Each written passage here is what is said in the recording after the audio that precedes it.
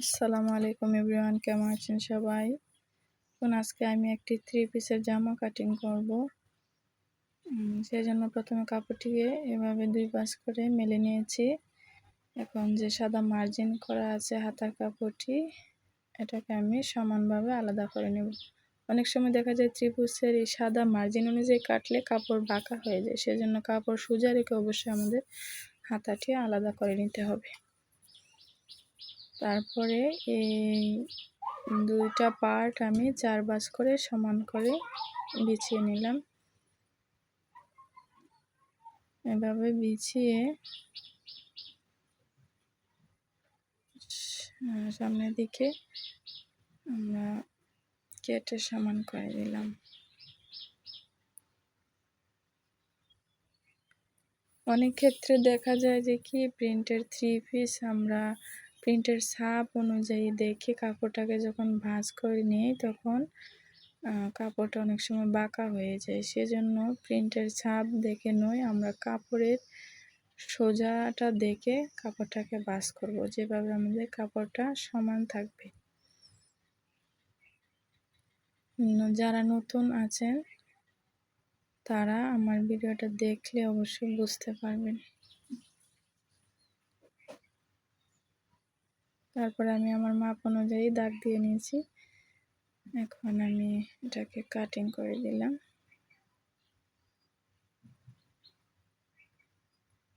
আমি এই ভিডিওতে আর মাপের সংখ্যাটি বলিনি।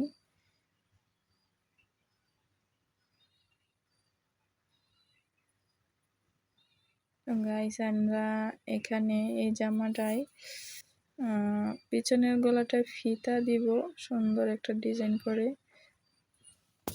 দেখুন। তাই সামনের পাটটা আলাদা করে আমি পিছনের পাটটা 7 ইঞ্চি পরিমাণ লম্বা দিয়ে পিছনে অনেক বড় গলা দিয়ে আমি ফিতা ডিজাইন করে দিব। সরি, ভিডিওতে উঠে নাই আমার কাটিংটা সম্পূর্ণটা।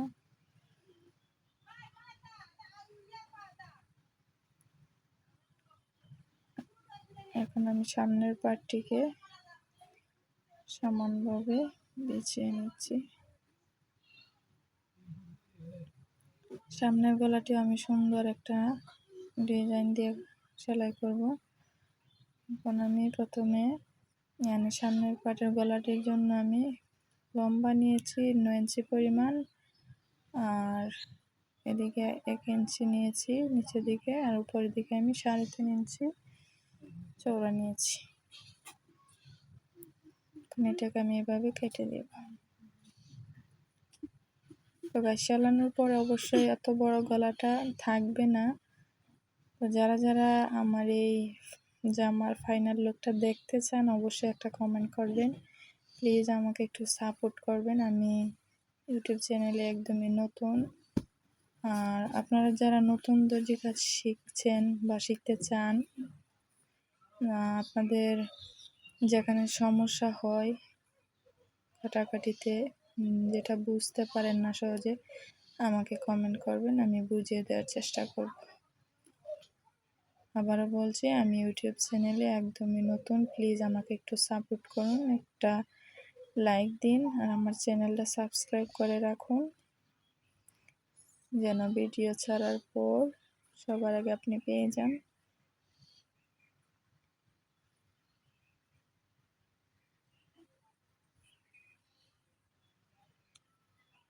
আমি হাতাটা আমরা যেভাবে সাধারণ হাতা কাটিং করি প্রথমে আমি এইভাবেই কাটিং করে নেব। তারপরে আমরা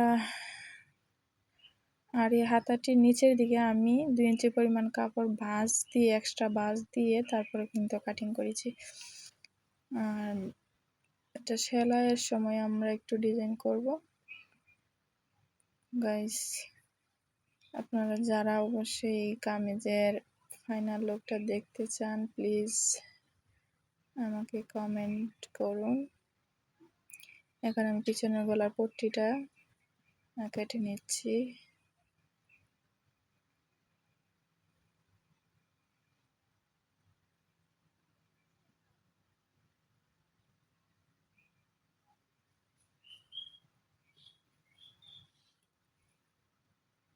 আমাদের মহিলারা যারা আমরা ঘরে বসে থাকি বা লেখাপড়াও করছেন এমন আপুরাও অনেক আছেন। লেখাপড়ার পাশাপাশি অথবা ঘরের কাজের পাশাপাশি কিন্তু আমরা এই দর্জির কাজটা চালিয়ে যেতে পারি যদি চেষ্টা করি।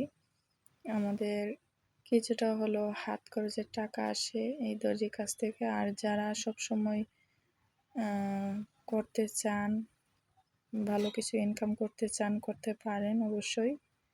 নিজেদের এই কাজগুলোর ফাঁকে পার্ট টাইম হিসেবে এই কাজটা কিন্তু করা যায়। এটা কিন্তু কারোর অধীনে বাধ্যবাধকতা হয়ে কাজ করা লাগে না। এটা কিন্তু নিজের ইচ্ছা মতো যখন ইচ্ছে তখনই বসে এই সেলাইটা করা যায়, কাজ করা যায়। এটা খুবই ভালো একটি কাজ আমি মনে করি। এ থেকে কিন্তু নিজের হাত খরচের টাকা হয়ে যায়। স্বামীর কাছে বা বাবা মার কাছে হাত পেতে নিজের হাত খরচের টাকাটা আনতে হয় না। আমি মনে করি প্রত্যেকটা মহিলারই কিছু না কিছু এরকম রুজি করা দরকার।